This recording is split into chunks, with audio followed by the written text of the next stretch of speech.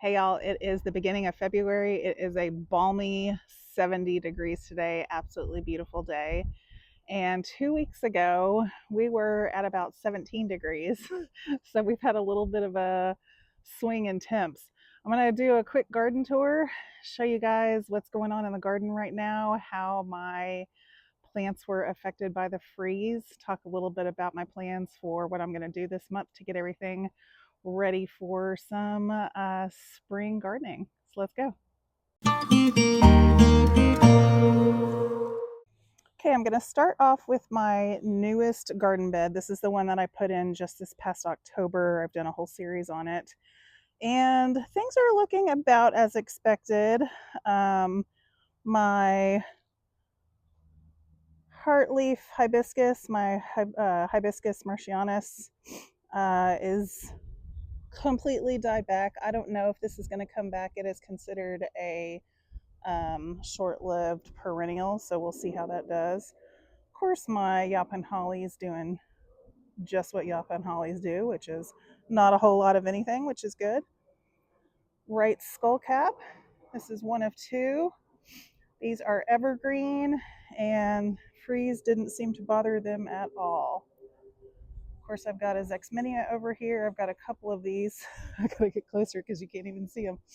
And it died completely back, but we do expect this to come back in springtime. So hopefully that'll be okay. Now, this is a bicolor Salvia greggii, and autumn sage or Salvia greggii typically does not get too affected by winter freezes, but I have seen across my garden more freeze damage than I've ever seen before. And I don't know if that was because the freeze started with a sleet storm. Maybe it just got some extra burning on the leaves, but you can see at the base we've still got a lot of green, so I'm not too concerned about it coming back. I'm just surprised at how much dieback there was on the leaves this time. And my two white gora that I have in this bed that were transplants that have actually been struggling came through the freeze like a champ, no issues whatsoever. Perfectly green, just superstars. Here is my blue plumbago.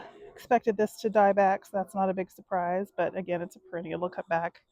Over here, I've got a couple of penstemon, and these actually fared pretty well. Penstemon, depending on the cultivar, is either semi-evergreen or evergreen, and that also is going to depend on how cold it gets. So some of the northern varieties are probably going to be a little bit hardier. These are two rock penstemon, but they don't seem too affected. A little leaf browning. Or nerve daisy. This is one of those plants that I think would surprise people is evergreen, just because it seems like it's just such this delicate little plant. And the day after the freeze, it still had little flowers on it.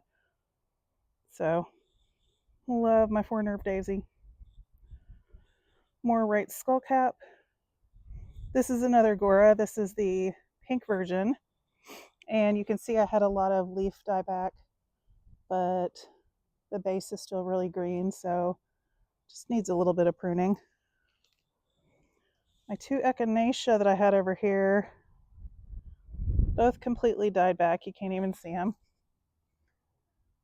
But hopefully these will come back. These are actually a hybrid variety, so we'll see what they end up doing. This is my coral honeysuckle. Stayed green. Of course, this is very small. It was just planted and it's just a little baby.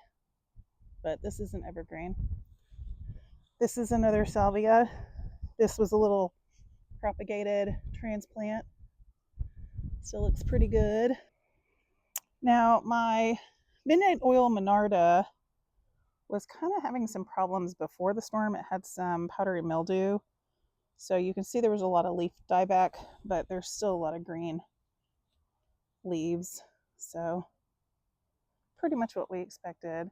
Salvia coccinea, this is exactly what we expected. It'll come back though. My little blue grama grass looking green and perky. And then I've got another Zexminia back here. Again, died back. So not a lot of prettiness going on in this little bed, but not too concerned because I know it's all going to come back. So let's go hit another bed. Okay, this is my mostly shade bed. This was a mealy cup sage that was blooming so beautifully right before the storm. It died back, but it'll be fine. It's been here a few years, so I know it'll come back. This is the area I've talked about before. I pulled out a huge Mexican honeysuckle, so I am going to be planting this area come springtime. I've got a lot of things that I've got growing from seed right now, so hopefully I'll have plenty to put in here. Okay, so this is my big border bed, and look at my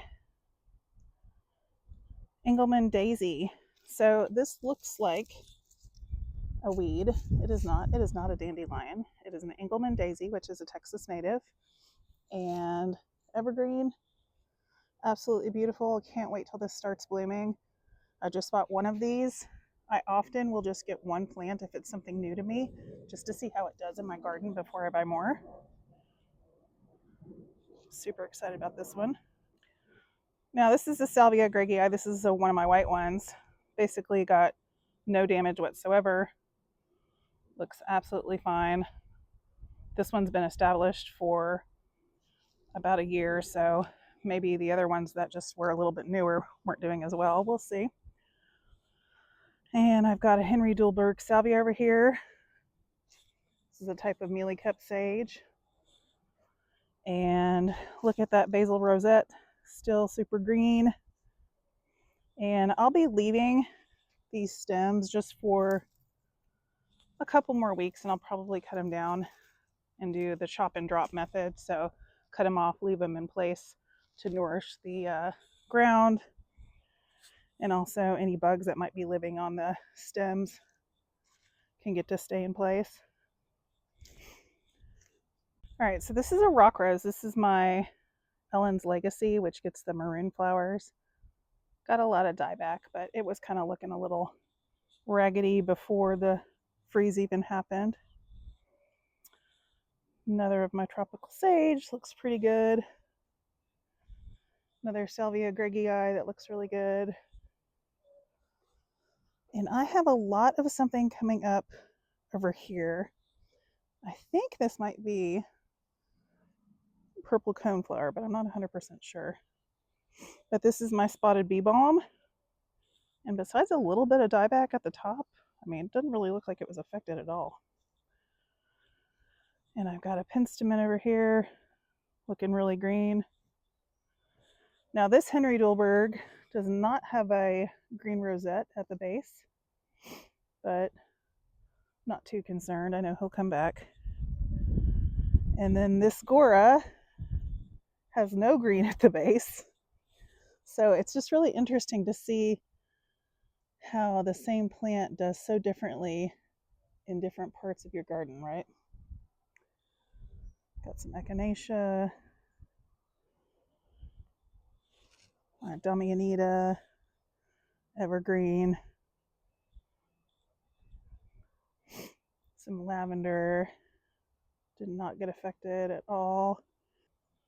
This is the edible sage, Officinalis, didn't really get affected at all.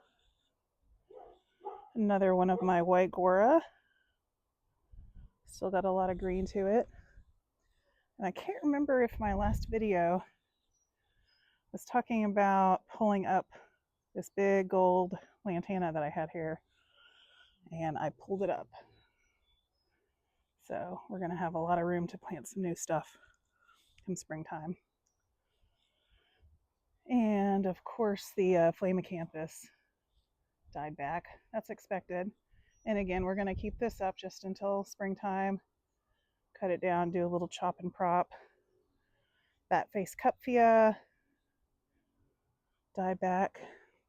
This is kind of a mystery to me because I've read several different resources that have told me completely different things about this plant.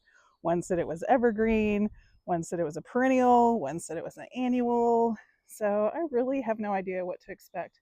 This was a $2 clearance item that I got, and I got it under the expectation that it would just be an annual, but I'm going to keep it here and see if it comes back for me because it's really cute when it's flowering. Now my Texas sage, my Senesio, of course, is evergreen, but it did lose quite a few leaves during the storm. So we'll probably give it a nice prune. Lantana urticoides, of course, died back as to be expected. This is another Salvia greggii, stayed mostly green, looking a little leggy, but I give it a prune twice a year anyway. So rock rose kept a lot of green leaves, but this will get a springtime prune as well.